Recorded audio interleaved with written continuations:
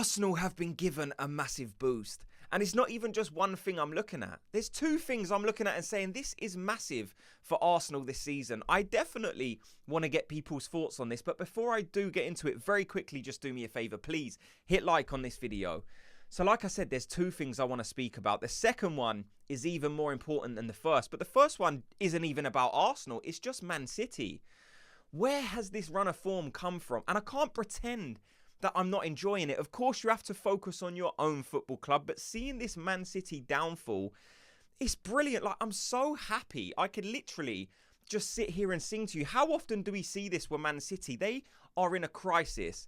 And the only thing that comes to my mind is, I hear the crystal raindrops fall when the beauty of it all is when Man City lose 5 games. Like, Man City have lost 5 games in a row. When was the last time you can remember Pep Guardiola, Man City losing 5 games in a row? And I'll tell you why that's a boost for Arsenal, because I still look at Man City as like the team to beat for the Premier League this season. Now, the table doesn't suggest that, but I constantly keep saying, and I have to keep saying, I expect Liverpool to go through a run of form soon that will make them drop points. They will get themselves in a rut like we see it every single season with Liverpool. Yes, they look good so far, but this is a new manager.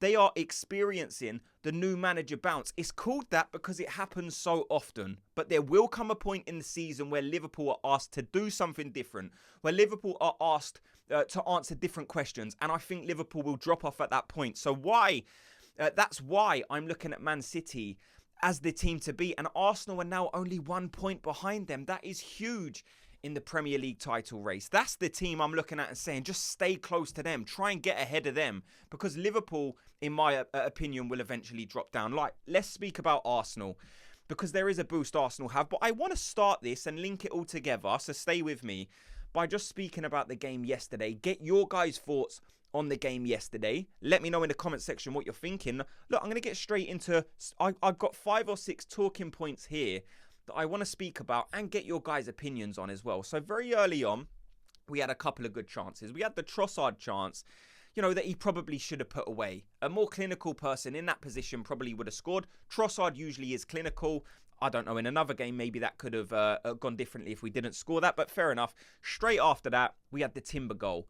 And it's just another set-piece goal from Arsenal. In those positions, look, Arsenal are so effective on those set pieces, but because of the way we do it, where we start outside and then run back in, like, there are times where you're going to get caught out. Like, it's effective because we always score from them, but there will be some instances where you don't get yourself onside quickly enough and the goal gets ruled off. And that's just something we experienced yesterday. But now let's get into the main talking point, and that is Martin Odegaard. Show your appreciation for Martin Odegaard. Let me know how different this Arsenal team is with just one player difference. Like, Martin Odegaard is the main cog in this Arsenal team in terms of creativity, in terms of just brilliance. He just offers a dash of brilliance in everything he does. There's so many moments that he affected the game yesterday in a positive manner, and we're going to go through some of them. Listen, the Saka goal, Odegaard done brilliant in the build-up as well, but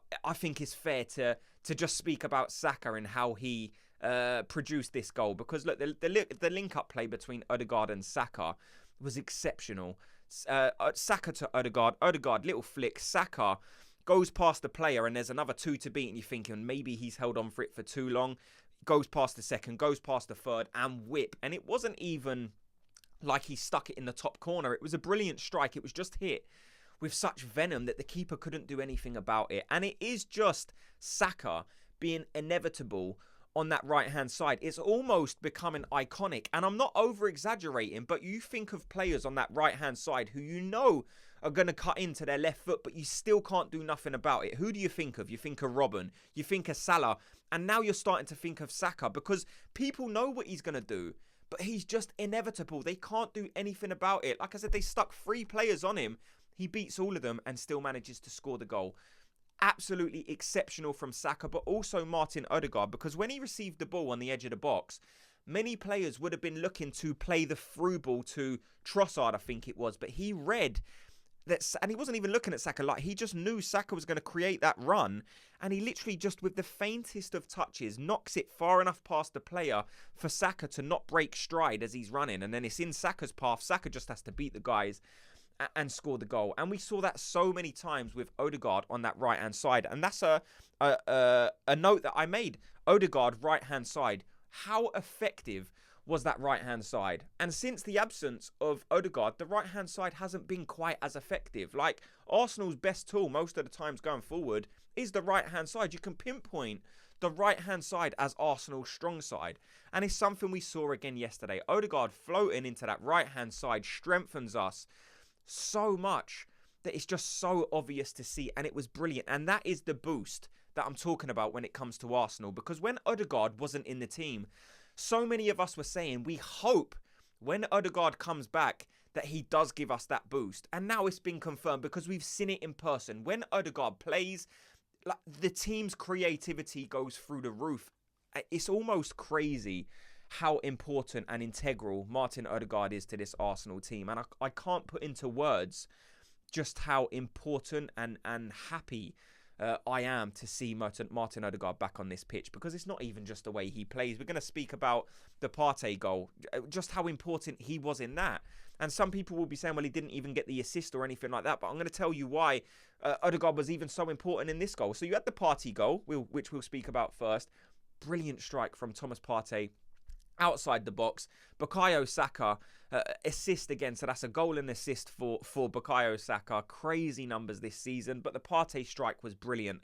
But why does Odegaard link into this goal? If you go back and watch it, you will see Martin Odegaard makes that run into the box, which pulls whoever was standing and marking on the outside of the box. He has to go with Odegaard, so it draws him out, and then that space is left free. So you see Thomas Partey gravitating towards that space. Saka cuts it back, and Partey whips it in. And that is all made possible by, yes, of course, the Partey strike, the Saka assist, but the fact that Martin Odegaard was able to draw that player out who usually occupies that position. It was just a great team goal. One of the many moves that you saw that you thought, this has been lacking in recent games. Why have we not seen this? Why have we not seen this? And now with Martin Odegaard back, I hope we will see this so much more going forward, and I have no reason to believe we won't. It's just great to see. And then the next one was just Ethan Nwaneri. He just was proving he deserves to be where he is. Like, he deserves these opportunities. He deserves to come on the pitch in not just this game, but important games as well, because he is effective. The confidence he plays with for a 17-year-old is almost unheard of. He's a world-class talent, Ethan Nwaneri. He's going to do great things in football, and I'm so glad he plays for us. Like, the confidence to skip past that Nottingham Forest play. You know, when he had the shot where he just curled it wide? Like, he just kind of, it was almost, and I'm not comparing him to this play, but it's almost Messi-esque, you know, where he kind of just shuffles the ball, and the Nottingham Forest player can't get with it, just dribbles past him, and plays that left foot strike just past the keeper. Very, very good. And then the link up with Sterling, and it's great to see Sterling as well get an assist for the Ethan Nwaneri goal. But the finish from Ethan Nwaneri and his numbers this season are just getting better and better. Like, the more chances this kid will get, it's just that the more times he will show you, like I said, that he just deserves to be there. He just looks like he wears the shirt well. He's a big enough presence. He has big enough confidence. Very, very impressed with Ethan Nwaneri. Let me know your guys' thoughts on him. And next, finally, I just wanted to speak about the team sheet, because there was some shocks in there before the game started. No Declan Rice. Now, was that a tactical decision?